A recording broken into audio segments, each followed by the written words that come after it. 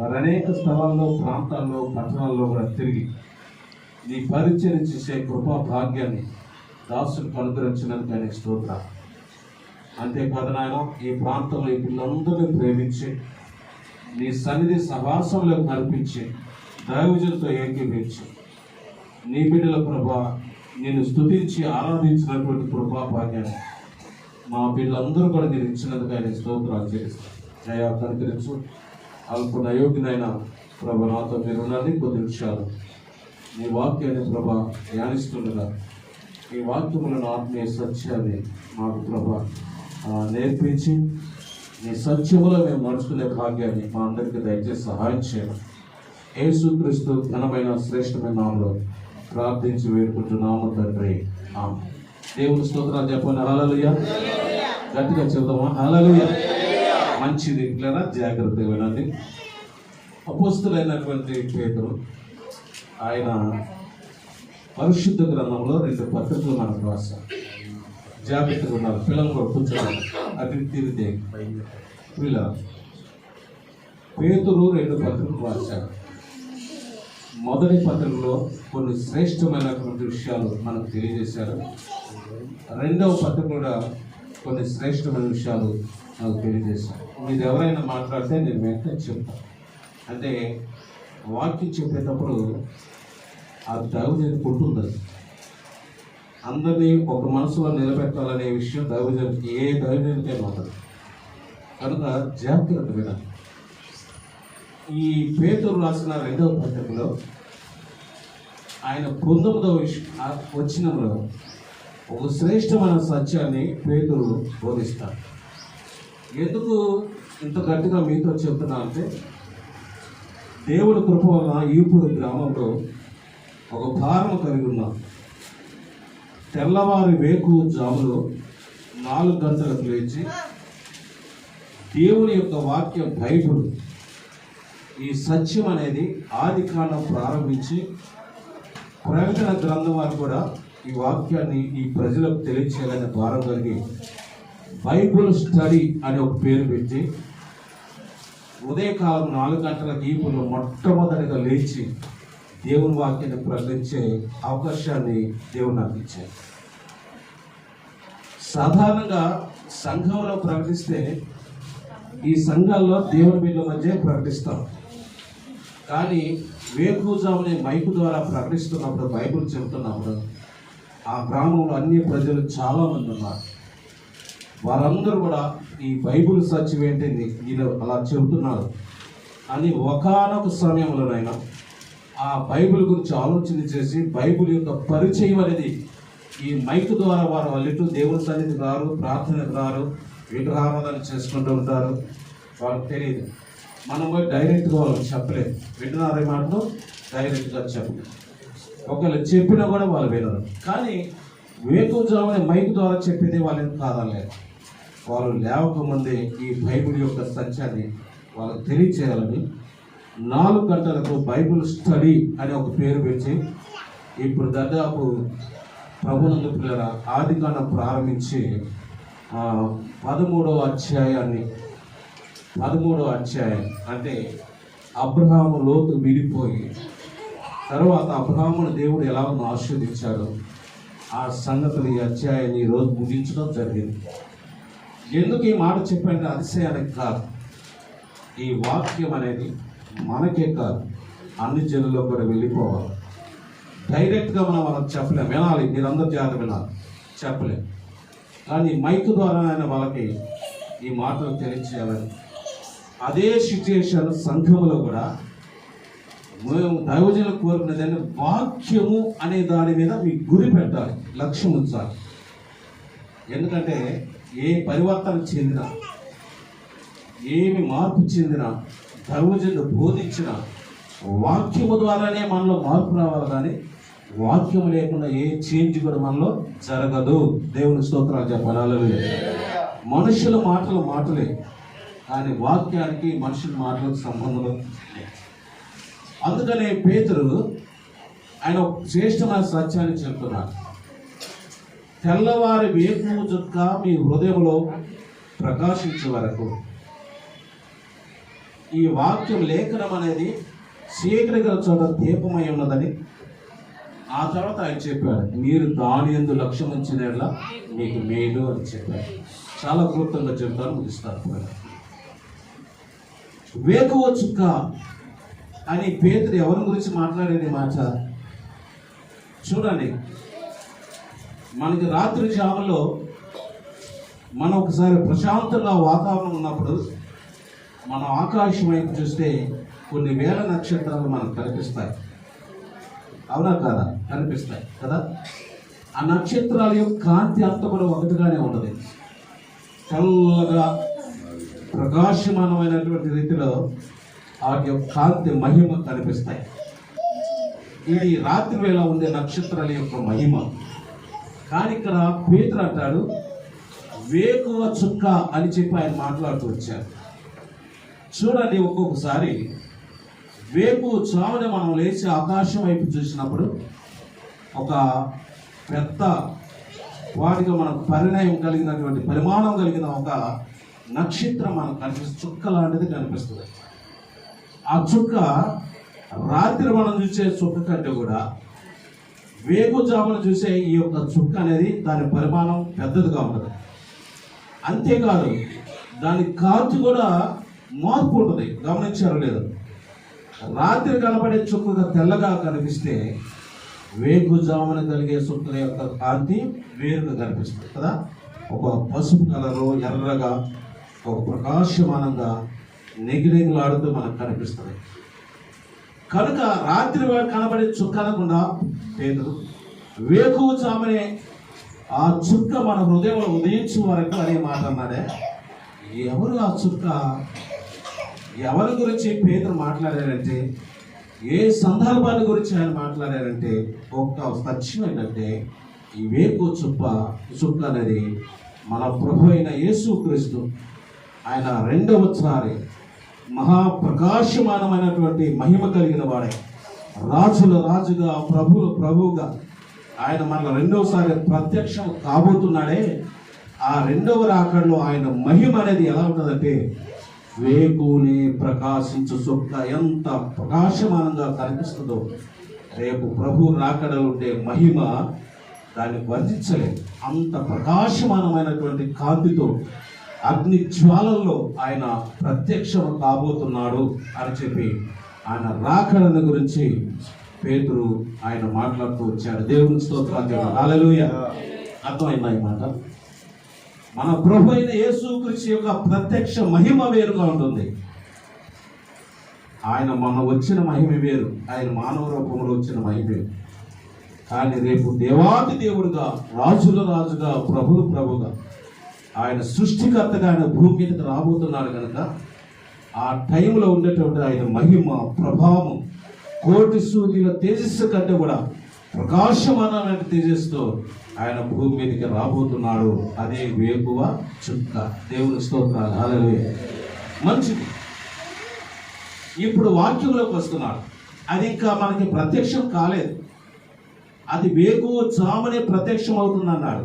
అంటే వేకువ జాము రావాలంటే రాత్రి 6 గంటల నుంచి తెల్లవారికి 4 గంటల వరకు కొంత టైం గడవాలి, కొన్ని గంటలు గడిచిపోవాలి ఆ వేకువ రావాలంటే. అలాగే మన ప్రభు అయిన యేసుక్రీస్తు ప్రత్యక్షం కావాలంటే కొద్ది టైం గడవాలి.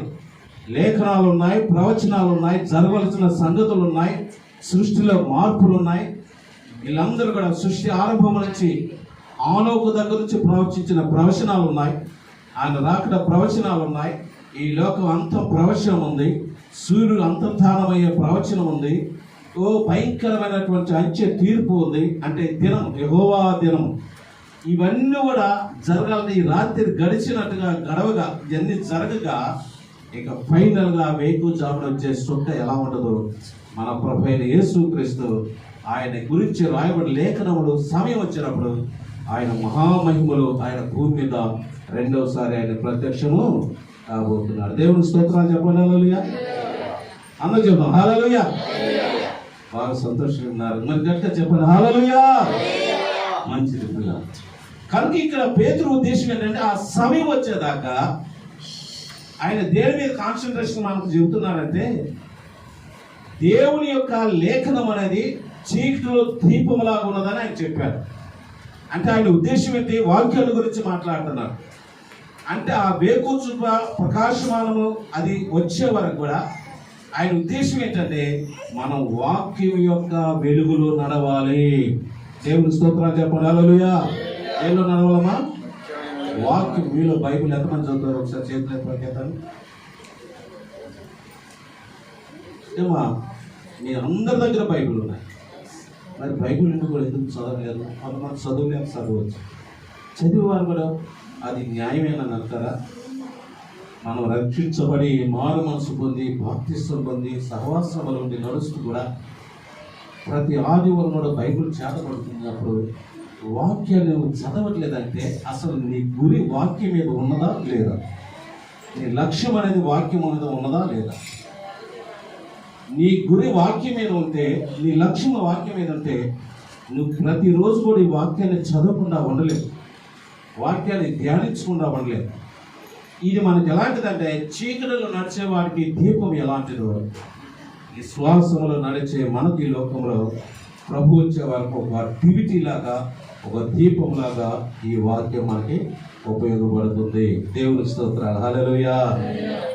మొన్న ఒక వ్యాఖ్యాన గ్రంథాన్ని చదివి దానిలో ఆయన మొట్టమొదటి రాస్తాడు, అసలు ఈ బైబిల్ని అర్థం చేసుకోలేకపోతున్నారు అన్నారు. ఇంకా చాలా మందికి అర్థం కావట్లేదన్న. ఎన్ని సంవత్సరాలు రక్షించబడినా కూడా దీన్ని అర్థం చేసుకోలేని స్థితిలో ఉంటున్నారని ఆయన రాశారు. నిజంగా ఈ బైబిల్ మనం అర్థం చేసుకోవాలి, ఈ వాక్యాన్ని మనం అర్థం చేసుకోవాలని చెప్పారు. ముందుకు వెళ్తాను పిల్లలు. ఆ మాట చెప్పిన తర్వాత ఆ కింద వచ్చి ఉన్నాడు, ఈ వాక్యమునందు మీరు లక్ష్యం ఉంచిన మీకు మేలు. దేవుని స్తోత్రాలు. హల్లెలూయా. ఇప్పుడు దేని మీద మనం లక్ష్యం పెట్టాలి? వాక్యం మీద లక్ష్యం. అవునా? వాక్యం మీద నీకు గురై ఉండాలి. వాక్యాన్ని నీ హృదయంలో పెట్టుకోవాలి, వాక్యాన్ని చదవాలి, ధ్యానించాలి, వాక్యాన్ని హృదయంలో పెట్టుకోవాలి. ఆ వాక్యమే నిన్ను మంచి వెలుగు స్థితిలో నిన్ను నడిపిస్తుందని పేతురు అంటారు. కీర్తనకారైన దావీదు అంటాడు, నా హృదయంలో నీ ఎదుట నేను పాపము చేయకున్నట్లు నీ వాక్యాన్ని ఎక్కడ పెట్టుకున్నాడట? ఎక్కడ పెట్టుకున్నాడు? హృదయంలో పెట్టుకున్నాడు. నేను చాలామంది విశ్వాసుల గృహాలను చూస్తాను, ఆ బైబిల్ని ఆదివారం వెళ్ళగానే ఏ టీవీ పక్కన పడేస్తారు, దాన్ని మళ్ళీ ఆదివారమే జ్ఞాపకం చేసుకుంటారు. ఆదివారం ఏమైతుంది? దుమ్ము పట్టి ఉంటుంది. ఆ దుమ్ము పట్టిన బైబిల్లో 2 దెబ్బలు కొడతారు దాని మీద పిలుపుకొని మళ్ళీ దాన్ని తీసుకోవడం. చాలా భయంకరమైన పరిస్థితి.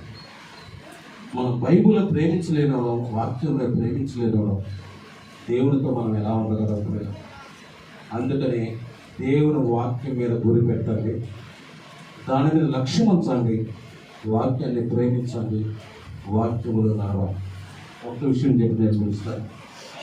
బెరాయిలో ఒక సంఘం ఉంది. అపోస్తలుడైన పౌలు ఆ సంఘానికి దేవుని యొక్క వాక్యాన్ని బోధించడానికి వెళ్ళారు. ఆ సంఘములో ఉన్న స్త్రీలు ఉన్నారు. చాలామంది ఇప్పుడు సంఘాల స్త్రీలు ఎక్కువ మంది ఉన్నారు.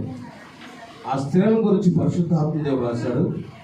వాళ్ళు చాలా తెలివైన వాళ్ళంట, జ్ఞానం కలిగిన వాళ్ళంట, భక్తి కలిగినటువంటి వాళ్ళు. నేను అనుకున్నాను, ఇంత తెలివి ఎక్కడి నుంచి వచ్చింది, ఇంత భక్తి ఎక్కడి నుంచి వచ్చింది, ఇంత జ్ఞానం ఎక్కడి నుంచి వచ్చింది అని చెప్పి. మళ్ళీ వాళ్ళు సామాన్యులు కూడా కాదు, వాళ్ళు ఉన్నతమైన స్థానంలో ఉన్నటువంటి వారు. ఈ జ్ఞానం ఎక్కడి నుంచి వచ్చిందంటే వాళ్ళు ఎంతవరకు ఎదిగారంటే, ఒకసారి అపోస్తలుడైన పౌలు వెళ్ళి ఇలాగే నిలబడి దేవుని వాక్యాన్ని బోధిస్తూ ఉన్నారు. అమ్మా వింటున్నారా? దేవుని స్తోత్రాలు చెప్పండి. హల్లెలూయా. అనుకున్న వాళ్ళు చెప్పండి. హల్లెలూయా. బోధిస్తూ ఉన్నారు. ఈ స్త్రీలు వాక్యాన్ని వింటూ ఏం అబ్జర్వ్ చేశారో తెలుసా? అసలు ఈ దైవజనుడికి నిలబడి ఈ చెప్పే వాక్యము ఈ లేఖనంలో ఉందా లేదా, ఆయన చెప్పే మాట అని అబ్జర్వేషన్ చేశారట, పరిశోధించారట. అంటే గొప్ప దైవజనుడైన పౌలునే వారు పరిశోధించారు. ఈ పౌలు చెప్పే మాటలు ఈ వాక్యంలో ఉందా, ఈ పౌలు చెప్పే వాక్యం ఈ లేఖనాల్లో ఉన్నాయా, ఈ సత్యం ఉందా అని చెప్పి వారు లేఖనములను పౌలు చెప్పిన మాటలను బట్టి లేఖనాలను పరిశోధించారట. ఎంతవరకు ఎదిగారో చూడండి. వాళ్ళకి ఒక గొప్ప దైవజనుడని, దైవ దర్శనం పొందినటువంటి దైవజనుని వాళ్ళు పరిశోధించారంటే అంత జ్ఞానము, అంత తెగింపు, అంత ధైర్యము వాళ్ళకి ఎక్కడి నుంచి వచ్చిందో తెలుసా? వాక్యములో నుంచి వచ్చింది. వారు దేని మీద గురిపెట్టారు? వాక్యం మీద గురిపెట్టారు. ఈ జ్ఞానాన్ని పొందుకుని నిలబడిన దైవజనుని కూడా వాళ్ళు పరిశోధించారు. ఈయన చెప్పే మాటలు ఈ వాక్యములు ఉన్నాయా లేవా అని వాళ్ళు పరిశోధించారు. వాళ్ళు దేని మీద లక్ష్య పెట్టారంటే వాక్యం మీద లక్ష్య పెట్టారు. ఈరోజు మనం కూడా దేవుని కృపలో మనకు మంచి దైవజనులు ఇచ్చారు, అనుభవం కలిగారు. ఈయన దగ్గర మనం ఎంతైనా ఎదగవచ్చు, ఎందుకంటే అనుభవం కలిగిన దైవజనులు. మరి ఆయన చెప్పే ప్రతి మాట కూడా మనం జ్ఞానాన్ని సంపాదించుకోవాలంటే మీరు ఎంత లోబడి ఉండాలి? దేవుడి వాక్యానికి, దైవజనులకు లోబడి తగ్గింపు హృదయం కలిగి, మా దైవజనం ఈ వాక్యాన్ని మా హృదయంలో ఉంచుకొని మేము జాగ్రత్తగా నడుచుకోవాలని మనం ఎప్పుడైతే లోబడి విధేయత కలిగి ఉంటామో దేవుడి నిజంగా మంచి జ్ఞానాన్ని, వివేకాన్ని దేవుడు మనకి ఇస్తారు. అలాంటి కృపను ఈ యొక్క సమయంలో మరి మీ అందరికీ కూడా దేవుడు మనకందరికీ కూడా అనుగ్రహించడు కాక. నాకు నన్ను సమయించిన దైవజనుడు కృష్ణయ్య గారికి నా హృదయపూర్వక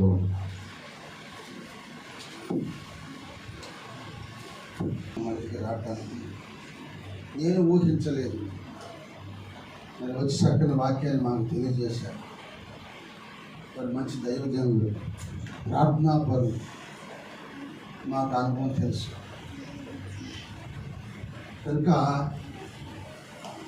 ప్రియమైన దేవుని బిడ్డలారా, చక్కని వాక్యాన్ని మనకు అందించారు. మరి అమ్మగారు చనిపోయారని చెబుతున్నారు. మరి కుమార్తెని కూడా ఇక్కడ 2వ వార్డులో ఇచ్చామని చెబుతారు. ఈ విషయాలు నాకు తెలియవు, ఇప్పుడే తెలుసుకున్నాను. మరి ఏది ఏమైనా ఒకప్పుడు పాత స్నేహితులుగా సహవాసంలో కూడా అందరం ప్రార్థన చేసేవారు. ఒకరికొకరు వాక్యం చెప్పుకుని బోధించుకున్న వారని, ఒకరికొరకు ప్రార్థన చేస్తున్నవారు కనుక ఆ ప్రేమను బట్టి మన మధ్యకి వచ్చి సాక్ష్యం ఇచ్చారు. దైవ సేవకురాలు దేవుని పిలుపుని వెళ్ళిపోయింది, కుమార్తె ఇచ్చింది కనుక ఇంకెవరు లేరు కనుక మరి అక్కడ లాక్డౌన్ వల్ల ఈ కుమార్తెకి వచ్చి వాతావరణాలని చెప్పారు. దేవుడు మరి వారి కుటుంబాన్ని, వారి బిడ్డ కుటుంబాన్ని దేవుడు దీవించాలని ప్రార్థన చేద్దాం. మంచి వాక్యాన్ని మనం విన్నాం. హల్లెలూయా. ఏ వాక్యం విన్నాం? ఏకో చుక్క. ఆ ఏకో చుక్క అంటే యేసుక్రీస్తు వారి. ఆ ఏకో చుక్క బిరుదు మొట్టమొదట దేవుడు ఎవరికి ఇచ్చాడంటే అపవాదికి ఇచ్చాడు. అపవాదికి ఇచ్చాడు. అపవాది ఏకో చుక్క మొట్టమొదటిలో యెషయా గ్రంథంలో ఆ మాట మనకు కనపడుతుంది చూడండి. యెషయా గ్రంథము 8వ అధ్యాయము 14వ అధ్యాయం చూడండి.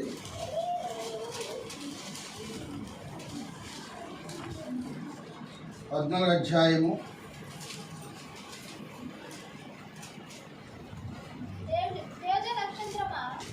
ఎన్నో వచ్చును? 12వ వచ్చును. ఏ కూర్చొక్క ఎవరంటే బట్టబట్ట లూసిఫర్కు దేవుడు ఆ గొప్ప గిఫ్ట్ ఇచ్చాడు. కానీ ఆ బిరుదుని వాడు పోగొట్టుకుని భూమి మీద పడి వాడు సర్పంగాను మారిపోయి, జంతువుగా మారిపోయి, పశువులాగా మారిపోయి అందరినీ దేవుని బిడ్డలను చెడగొట్టడానికి సిద్ధపడ్డాడు. వాడు ఎంత చెడగొట్టినా దేవుడు చెడగొట్టకుండా దేవుడు మనల్ని కాపాడుతున్నాడు. హల్లెలూయా. కాపాడుతున్నాడు. ఆ ఏకూచుక్క మొట్టమొదటికి ఇచ్చిన బిరుదుని అతను పోగొట్టుకున్నాడు. ఆ ఆధిక్యతను పోగొట్టుకున్నాడు. ఆదాముకి ఇచ్చిన ఆధిక్యత పోగొట్టుకున్నాడు.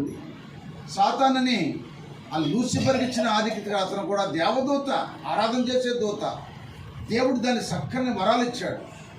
అన్నీ పోగొట్టుకున్నాడు. ఈనాడు కూడా చాలామంది మొదటున్న విశ్వాసము, మొదటున్న ఆసక్తి, మొదటున్న ప్రేమ చాలామంది జారిపోతున్నారు.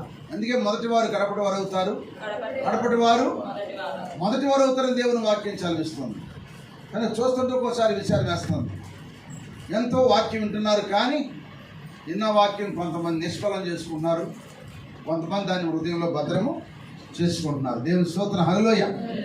కనుక ఏ కూర్చుక్క మొట్టమొదటి దానికి ఇస్తే అది పోగొట్టుకుంది. అలాగే మనకు కూడా దేవుడు ఇస్తున్నాడు.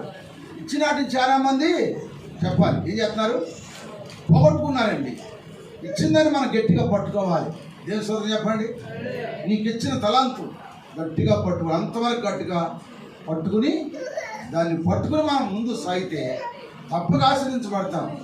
యాకోబు దొరికాడు, దేవుడు దొరికినా వదిలిపెట్టడా, పట్టుకున్నాడు వదిలిపెట్టలా, జారిపోయినా కూడా వదిలిపెట్టలా, కొట్టిన వదిలిపెట్టలా, పట్టుకున్న పట్టు వదిలిపెట్టుకోమంటే యాకోబుని దేవుడు ఇశ్రాయేలుగా మార్చాడు. హల్లెలూయా. మార్చాడు కనుక ఆయన ఏ కూర్చుంటనే బిరుదు అతను ఇస్తే అతను పాడు చేసుకున్నాడు. కనుక మరి నిజంగా దేవుని వాక్యాల్లో మరి ఏ కూర్చుంకు ఇప్పుడు ఎవరంటే మన ప్రభు అయిన యేసుక్రీస్తు వారే ఏ కూర్చుకుగా ఈ లోకానికి ఆయన వచ్చాడు. చూడండి ప్రకటన గ్రంథము 22 అధ్యాయము 16 వచ్చింది చూడండి. సంగముల కోసము ఈ సంగతులను గురించి మీకు సాక్ష్యం ఇచ్చుటకు యేసు అను నేను నా దూతను పంపి ఉన్నాను. నేను దావీదు వేరు చిగురును సంతానమును ప్రకాశమానమైన ఏకువ చొక్కనై ఉన్నాను. దేవుని స్తోత్రం చెప్పాలి. ఏ చొక్క అంట? ఇది ప్రకాశమానమైన ఏకువ చొక్క. ప్రకాశమానమైన ఏకువ చొక్క అంటే కోటి సూర్యుల తేజోమయుడైన దేవుడు ఆయన ప్రకాశమైన వాడు. ప్రపంచానికే కాదు, భూలోకానికి, పరలోకానికి, సమస్తానికి ఆయన ప్రకాశమైన చొక్క. ఏ కూర్చొక్క ఎవరంటే యేసు ప్రభు వారు. అర్థమైన ఒకసారి చొక్క చెప్పండి. అర్థమవుతుందా? ఏ కూర్చొక్క బిరుదు ఎవరిది? మొట్టమొదట ఏ కూర్చొక్క మొట్టమొదటి బిరుదు ఎవరికి ఇచ్చాడు? లూసిఫర్కి ఇచ్చాడు. కానీ అది ఏం చేసింది అంతే. ఈనాడు కూడా చాలా మంది బాగొట్టుకుంటే ఎవరి దరిద్రత ఆడదే.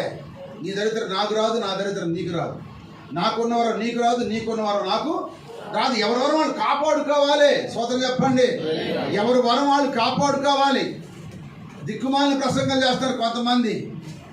దిక్కుమాలిన ప్రసంగాలు చేసేవాళ్ళు ఉండారు, వాళ్ళ మెప్పుల కోసం ప్రసంగాలు చేసేవాళ్ళు ఉండారు. నేను నీకు ఆత్మను ట్రాన్స్ఫర్ చేస్తున్నాను, నువ్వు వెళ్ళి దాని దెయ్యాన్ని కట్టించమంటే ఈ దేవుడా? అతనిలో ఆత్మ ట్రాన్స్ఫర్ చేయడానికి పిచ్చి పిచ్చి బాధలు అంటారు కొంతమంది. ఆత్మను ట్రాన్స్ఫర్ చేస్తే ఇంకోళ్ళకి వెళ్ళదు. ఆత్మ పొందుకోవాలంటే నీకు ఉండాలి ఆ యోగ్యత. హల్లెలూయా. ఒకడు పంపిస్తే లేదు, అది సాతానాత్మే. దేవునాత్మ తెలదు. దేవునాత్మ నీలో నాలో మనకున్న ఆ లక్ష్యత, ఆ విశ్వాసం, ఆ నిరీక్షణ మనకుంటేనే మనకు వస్తుంది. కానీ దేవుని ఆత్మ ఒకడి మీద ఆత్మ ఒకడి మీదకి రాదు. నా ఆత్మ నీ మీదకి ఎందుకు వచ్చింది? వచ్చిందా? నా ఆత్మ నీ మీద రాలంటే నాలో దెయ్యం ఆత్మ ఉంటే ఈ ఆత్మ దెయ్యం ఇంకోళ్ళ మీదకి వెళ్ళింది. అది దాని తిరుగుడు బుద్ధి కనుక ఆత్మ వెళ్తూ ఉండేది, ఎప్పుడు తిరుగుతూ ఉండేది. ఆ దెయ్యం ఆత్మ ఎప్పుడు తిరుగుతూ ఉండేది. అది భూలోహం తిరిగింది, పరలోహం తిరిగింది. అందుకని దాని బుద్ధి అంతా తిరుగుడు బుద్ధి కనుక ఆ బుద్ధి మళ్ళా ఆ ఆత్మ తిరిగింది. అంతేకాదు దేవుని ఆత్మ ఎవరికి ఇచ్చిన ఆత్మ వారి మీదే ఉండును గాక. అది ఎవరి మీదకి రాదు. నువ్వు పొందుకున్న ఆత్మ కాపాడుకుంటే నువ్వు తల్లి రాదు. లూసిఫర్ పొందుకోలేకపోయింది. ఆ పొందుకున్న దాన్ని గర్వం వచ్చి పాడు చేసుకుంది. ఈనాడు కూడా చాలామంది గర్విష్ఠులై పాడు చేసుకుంటున్నారు. కనుక మరి ఇప్పుడు ఏ కూర్చొక్కని యేసుక్రీస్తు వారిని ఆ ఏ కూర్చొక్క నీ హృదయంలో ఉదయించాలంటే నువ్వు ఆయన మాటల మీద లక్ష్యం ఉంచాలి. ఏముంచాలి? లక్ష్యం ఉంచాలి. 7 రకాల లక్ష్యాలు ఉన్నాయి బైబిల్లో. 7 రకాల లక్ష్యాలు ఉంచాలి. ఉంచినప్పుడే నీ మీద ఆయన ఏ కూర్చుకనే ప్రకాశమానమైన ఆ వెలుగు నీ మీద ఉదయిస్తుంది. ఆ ఉదయించాలంటే నువ్వు చేసే పని ఉంటుంది. ఏంటో చెప్పనా? దావీదులాగా ప్రార్థన చేయాలి. సోదరు చెప్పండి, ఏకూజామును ప్రార్థన చేయాలి. 63వ కీర్తన మొట్టమొదటి చదవండి. 63వ కీర్తన మొట్టమొదటి చూడండి. అయ్యగారు మంచి సబ్జెక్ట్ తీసుకున్నాడు. 63వ కీర్తన మొట్టమొదటి వచ్చింది. దేవా నా దేవుడవు నీవే, ఏకువనే లేచి వెతుకుదును. నీ బలమును, నీ ప్రభావమును నా బలము కాదు, నీ బలమును, నీ ప్రభావమును చూడవలనని చూడవలని పరిశుద్ధాత్మయందు పరిశుద్ధాలయమందు కొడతా, దెబ్బ కొడతా మళ్ళీ. నీ బైబిల్ చదవకపోయినా పరిశుద్ధాలయమందు నేనెంతో నేనెంతో ఆశతో ఆశతో ఈ తట్టు కనిపెట్టుచున్నాము. ఆ? ఈ తట్టు కనిపెట్టి నీ తట్టు కనిపెట్టున్నాను. హల్లెలూయా. దేవా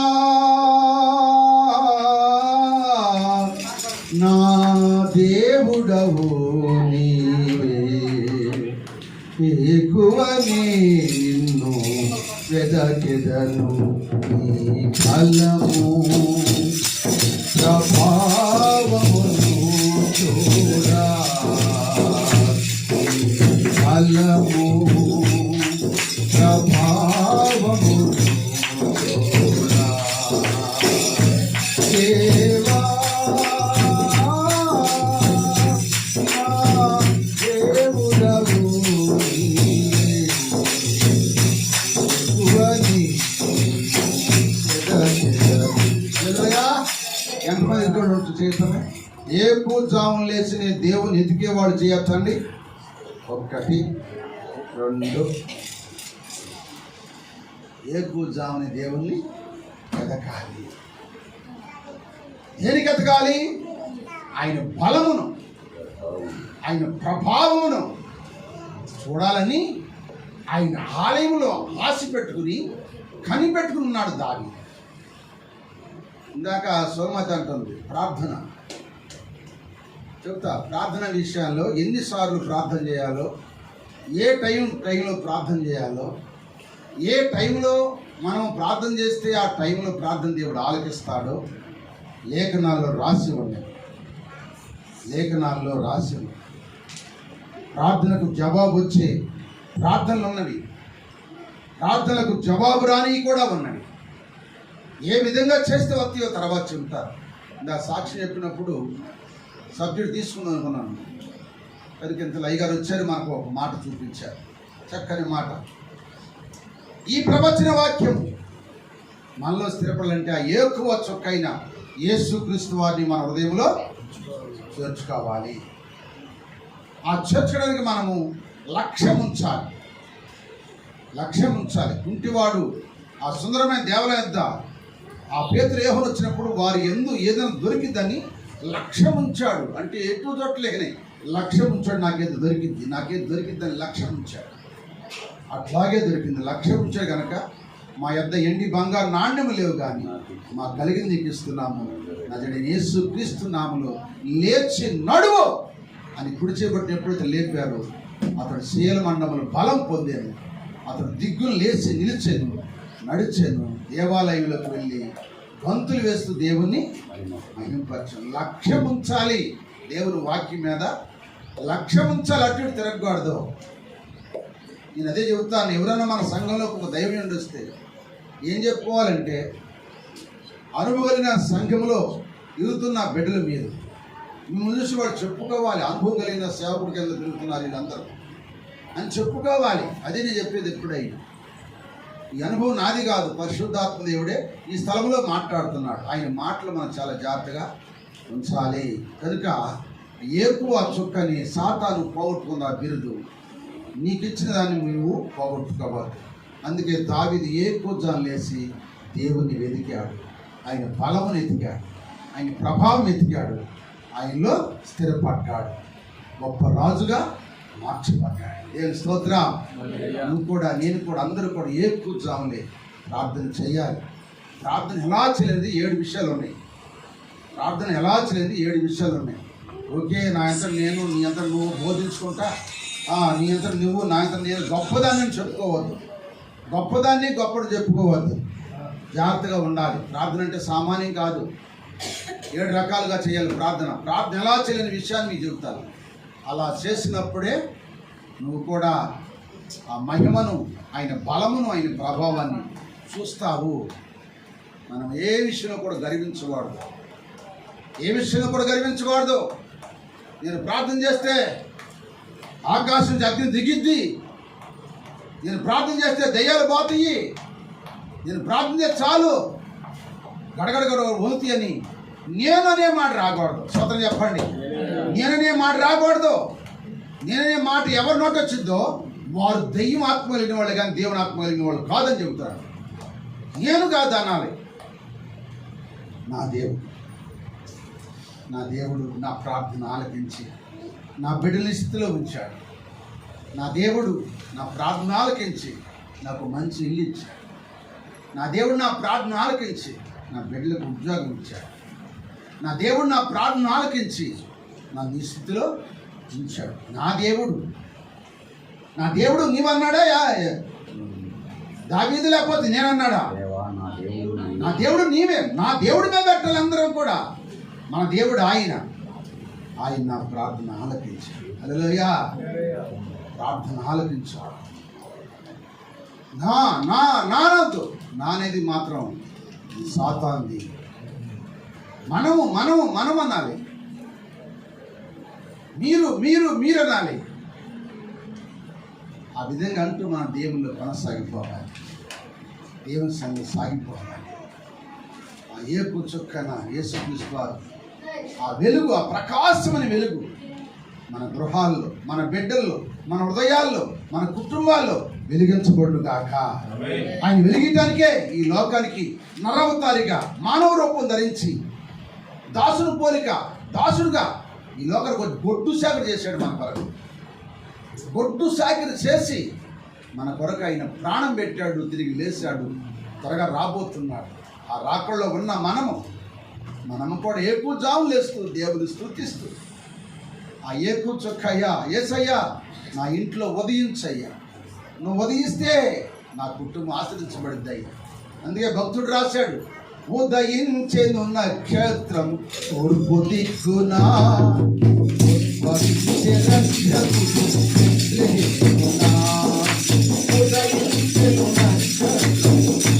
దిక్కునా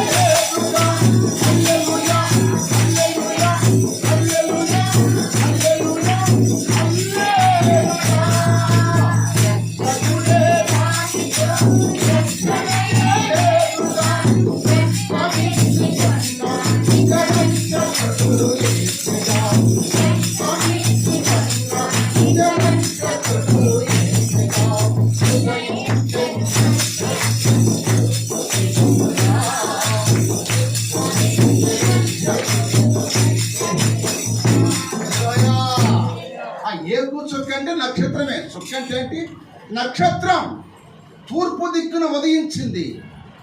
తూర్పు దిక్కున ఉదయించిన నక్షత్రం యేసుక్రీస్తు వారు. ఆ నక్షత్రమే జ్ఞానం నడిపించింది, బెత్లెహేమునకు నడిపించింది. హల్లెలూయా. ఆ నక్షత్రం రెండవది ఎవరంటే సేవకుడు. రెండవది సేవకుడు. సేవకుడు ఎక్కడ నడిపించాలంటే యేసు ప్రభు వారు ఉన్న చోటు నడిపించాలి ప్రజల్ని. యేసు ప్రభు ఉన్న చోటు నడిపిస్తే వాళ్ళు రక్షణ పొందుతారు. హల్లెలూయా. వాళ్ళు రక్షణ పొందాలంటే ఈ నక్షత్రం ఒకటి. దేవుడు మొట్టమొదటి నక్షత్రం ఎవరంటే చెప్పండి, లూసిఫర్. దాని ఆగిత పోగొట్టుకుంది. అది రెండవది యేసు ప్రభు వారు. యేసు ప్రభు వారు నక్షత్రంగా వచ్చాడు. ఇప్పుడు మూడో నక్షత్రం ఎవరంటే మనమే. ఎవరు అందుకంటాడు దాని గ్రంథం 12:3 అంటాడు, ఎవరు బుద్ధిమంతులై అనేకులు నా వైపు తిప్పుతారో వారు ఆకాశం జ్యోతుల వలెను ప్రకాశించే నక్షత్రం వలె ఉంటారు అంటాడు. ప్రకాశించే నక్షత్రాలుగా ఉంటారు. ఎవరు ఎంతమంది నడిపిస్తావు? వారు నక్షత్రాలే. ఈ నక్షత్రాలు ఎలా నడిపించాలంటే యేసయ్య పుట్టించాడు తీసుకురావాలి. స్తోత్రం చెప్పండి. తీసుకురావాలి. నక్షత్రాలు మనమే.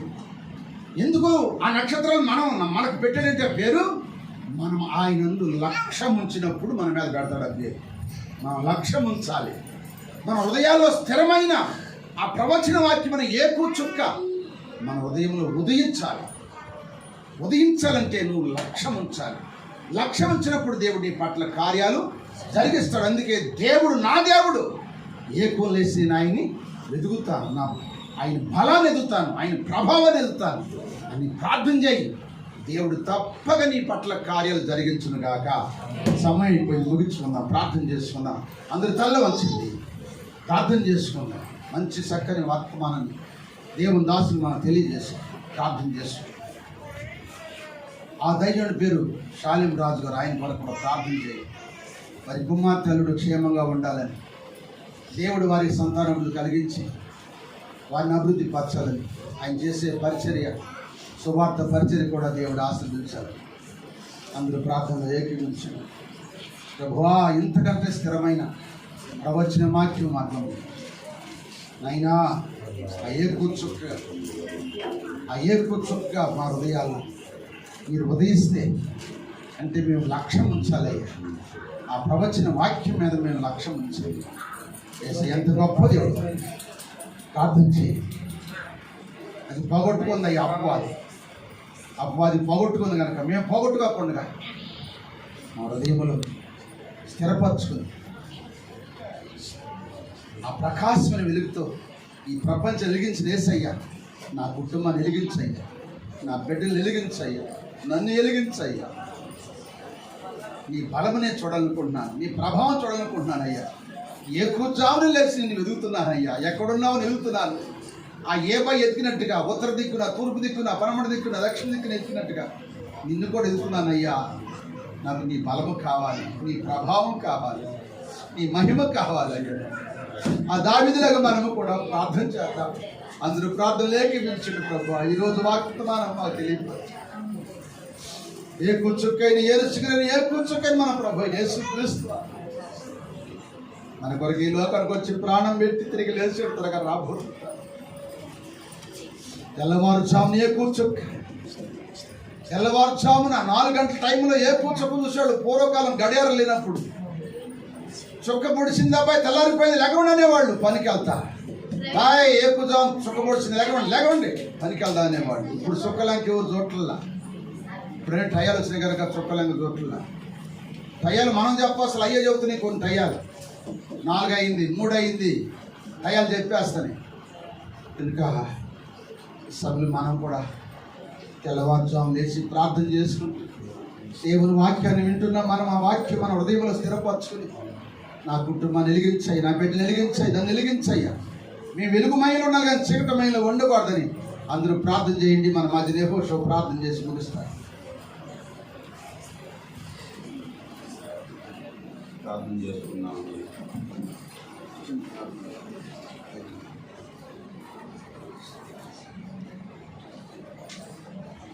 మహాపరిశుద్ధుడు అయిన యేసుక్రీస్తు ప్రభువుకి ఈ పరిశుద్ధ నామములకు, పరిశుద్ధ పాదములకు మా హృదయపూర్వకమైన కృతజ్ఞత స్తుతులు చెల్లించుతున్నాము. ఆయన 2021 సంవత్సరం 6వ నెల 27వ తారీఖు ఆఖరి ఆదివారం, ఆఖరి పునరుద్ధాన మనం ఈ రోజున పరిశుద్ధ మందిరంలో ఆయన షాలేం రాజయ్య గారిని కూడా నడిపించుకొని వచ్చి ఈ దాసుని ఆయన నిలబెట్టి ఈ దాసుని సేవకుని ముఖాంతరంలోంచి మీరు మాట్లాడిన దేవవాక్యం మీ బిడ్డమైన మా అందరి హృదయాలను నీరు కట్టి బహుగా ఫలించినట్టుగా సహాయం చేయడం ఆయన. మీ వాక్యమే మమ్మల్ని బతికిస్తున్న నా బాధలు నెమ్మది కలగజేసిన దావీదయ్య అంటున్నాడు అయ్యా. మీ వాక్యమే నా పాదముకు దేవుపము, నా త్రోవకు వెలుగైందని దావీదయ్య అంటున్నాడు. అటువంటి కృప కలిగిన జీవం కలిగి బ్రతికించే వాక్యం మీ బిడ్డమైన మా అందరి హృదయాలను నీరు కట్టి బహుగా ఫలించిన మీ వాక్యమే మా హృదయం ఆయన వెలిగించబడినట్లుగా సహాయం చేయండి. మరియు స్థిరమైన అయ్యా వాక్య ప్రవచన వాక్యం మనకున్నది. తెల్లవారి ఏగు చుక్కలు మీ ఉదయంలో ఉదయించే వరకు ఆ వాక్యము చీకటిన చోట వెలిగించి దీపమై ఉన్నది. దాని యందు లక్ష్యమించిన ఎడలది మీకు మేలు కలిగిన మీ వాక్యం ద్వారా మీ దాసుల ద్వారా ఈరోజు మాతో ప్రశస్తమైన వాక్యం మాతో మాట్లాడినందుకు వందనాలు స్తోత్రాలు నాయన. ఆ వాక్యమైన దేవాది దేవుడైన మీ ఎదురు మేము శ్రద్ధ కలిగిన ఆయన రేయి మొదటి జాముని జాముని మిమ్మల్ని ఎరిగి మిమ్మల్ని కలిగి ఉండే జీవితాన్ని మా దయచేయండి. యేసు ప్రభు అంటే మాకు తెలుసు అని ఎరిగి ఉన్నామనుకోవటం కంటే కలిగి ఉండే అనుభవంలో మేము నడిపించబడినట్లుగా సహాయం చేయండి నాయన. అందుకే మీరు అంటున్నారు కదా, ముందు తేజో నక్షత్రమే లూసిఫర్ గారు గర్వించి దాన్ని పోగొట్టుకున్నాడయ్యా. 22వ ప్రకటన గ్రంథంలో 16వ వచనం మీకు తెలుసు, నేను దావీదు వేరు చిగురును, దావీదు సంతానం ప్రకాశమైన ఏకో చొప్పునై ఉన్నానని మీరు సెలవిచ్చారు. అలాగే దానియేలు గ్రంథంలో కూడా మీరు అంటున్నారు, ఎవరు బుద్ధిమంతులే అనేక దేవుడి వద్దకు నడిపిస్తారు, వారు ఆకాశమండలం జ్యోతుల వలె ప్రకాశిస్తారు, వెలుగులాగా నక్షత్రం వల్ల వెలుగుతారని మీరు సెలవించారు. మేము వెలిగించబడి అనేక బిడ్డను వెలిగించేవారిగా, మేము మండించబడి ఆత్మ అనేక మంటలు మండించేవారిగా దయచేయండి. సాలేరమరాజు గారికి మంచి ఆరోగ్య బలము శక్తిని దయచేయండి. వారి కుమార్తెలను కూడా ఆశీర్వదించి దీవించి మంచి సంతానాభివృద్ధి దయచేయండి. వారికి ఇచ్చిన సంఘం సహవాసం చేస్తున్న సేవల పరిచయం యువదే కలిగే సమయ క్షేమాభివృద్ధి కలిగినట్టుగా ఆయన అనేకమైన నూతన మన ఆత్మను అప్పచెప్పండి. ఇక పరిచయం వృద్ధిపరచండి. దైవసేవకులు ఇసాకయ్య గారు, పాస్టర్ గారు, ఆయన ఈ యజమానుల ప్రార్థన పరిశుద్ధ సహవాసం స్థలం మీరు ఆశీర్వదించి దీవించి ఆత్మీయుడమైన మమ్మల్ని కూడా ఆత్మీయతలో బలపరిచి ఏ పూజాన్ని మేము ఎదిగే కృప దయచేయండి. దావీదు అంటున్నాడు, దేవా నా దేవుడు నీవే నా సహాయకుడు, నా దేవుడు నీవే, నేను నీ వేకునే వెదకదును, నీ బలమును నీ ప్రభావమును నాయన వెదకదును, నీ పరిశుద్ధాలయం తట్టు నాయన ఆశతో నేను కనిపెట్టుకుని ఉన్నాను అంటున్నాడయ్యా. ఏ కూజాము ఇంకా తల్లాడుతుందా, ఆదివారం వస్తుందంటే శనివారం నైట్ నిద్రపోకుండా మేలుకుని రేపు ఏం చికెన్ తెచ్చుకున్నామా, చేపలు తెచ్చుకున్నామా, రొయ్యలు తెచ్చుకున్నామా, ఏం వంట వండుకున్నా, ఏం బిర్యానీ తిందామని రాత్రిలో నిద్ర పట్టడం వారు చాలా మంది ఉంటారయ్యా. ఏ కూలి లేచి ప్రార్థన చేద్దామా, దేవుని స్తుతిద్దామా, ఈ పక్షుల కంటే దేవుడి కంటే మనకి విశేషమైన కృపతో ఆయన పోలికను ఆయన రూపంలో ఆయన శ్రాకును సృష్టించిన మనిషి కుమారుకి ఇచ్చిన భాగ్యం బట్టి ఏ కూదామని వెతికి మార్కు సువార్త 1:35 దేవుడు ఇచ్చిన పెందల గడలేసి యేసుక్రీస్తు ప్రభువు మోకాళ్ళ నుంచి ప్రార్థన చేసి తండ్రికి ఎలాగ ప్రార్థన చేశారు, ఆ జ్ఞానం తెలియవేసిన గ్రహింపు మాకు దయచేయండి నాయన. దావీదులాగా ఏ కూజామునే లేచి మీకు ప్రార్థించి మిమ్మల్ని స్తుతించి కనపరిచి మహిపరిచే భాగ్యమును దాచేయండి. మా కుటుంబాల గురించి, సంఘం గురించి, సేవకుల గురించి, పరిచర్య గురించి, గ్రామాల, పట్టణాలు, రాష్ట్రాలు, దేశాలు, మా భారతదేశ ప్రజలు, ప్రపంచ దేశ ప్రజల గురించి రక్షణ మార్గంలో నడిపించాలని ఆయన ప్రార్థన చేసి ఆత్మను దయచేయమని సర్వస్తుతి ఘనత మహిమా ప్రభావం మీరు పొందుకున్నామని సర్వశక్తి గల దేవుడు అయిన నా తండ్రి నజరేయుడైన యేసుక్రీస్తు ప్రభువు వారి శ్రేష్ఠమైన శక్తి కలిగిన పరిశుద్ధ నామములో ప్రేమతో స్తుతించి అడిగి వేడుకను పొందుకున్నాం తండ్రి. ఆమేన్. ఆయన సజ్జులుగా దైవం స్తుతించేది కనుక స్తుతించే గుంపులు ఉంచున్న స్తోత్రం నాయన. ఈ 15 వెళ్ళిపోయి 16వ సంవత్సరంలో అడుగు పెడుతుండగా ఈ 16వ సంవత్సరం ప్రారంభం నుండి మళ్ళా 17 సంవత్సరం వచ్చే వరకు నాయన భార్య భర్తల మీద మీ దయగతం ధరింపజేసి అన్యోన్యంగా జీవితంలో ఒకరు కష్టాలు ఒకరు పంచుకుంటూ, ఓర సుఖాలు ఒకరు పంచుకుంటూ చక్కగా మిమ్మల్ని కలిగి జీవించి రక్షించబడి మీ సన్ని ఎదిగే భాగ్యం దయచేయండి. నేను నా పిల్లలు యెహోషువ అంటున్నాడు, నేను నా పిల్లలు యెహోవాను సేవించినట్టుగా ఆయన తన బిడ్డలందరూ కూడా అయ్యా మిమ్మల్ని కలిగి జీవించే బిడ్డగా చేసి దీర్ఘాయుష్మంతులుగా ఆశీర్వదించి ప్రతి సంవత్సరం నాయన ఈ పెళ్లి రోజు చేసుకోవడానికి ఒక దయచేయమని మీరు ఆశీర్వదించి బలపరిచి ముందున్న కాలమంతా దీవించమని దగ్గర యేసయ్య నామములో అడుగుతున్నాము తండ్రి. ఆమేన్. అది పెట్టిందా? ఏర్పరచినది వివాహమన్నది పవిత్రమైనది, గనుడైన దేవుడు ఏర్పరచినది.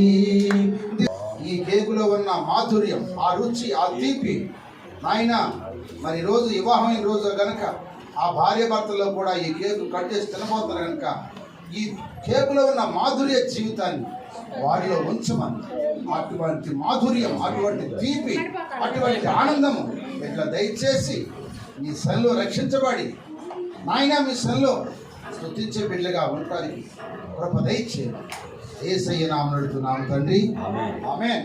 మన తండ్రి దేవుని ప్రేమ, మన ప్రభు అయిన యేసుక్రీస్తు వారి యొక్క కృప, పరిశుద్ధాత్మ సహవాసము సహాయం పుడిచినందరికీ సకల పరిశుద్ధులు దేవుడు అందరికీ తోడుగా ఉండి కాపాడుగాక. ఆమేన్. హలో కృష్ణరాజుకి, రాజున్న రారాజుకి, రోగుల వైద్యుడికి, దెయ్యాలపై జేసీలకి, మన సంఘాన ప్రధాన కాపరికి, త్వరగా రాబోతున్న పెళ్లి కుమారుడికి హల్లెలూయా, హల్లెలూయా, హల్లెలూయా. అలాగే ప్రార్థన పలహారం ఉంది, మీరు ప్రార్థన చేసుకుని పలహారం తీసుకు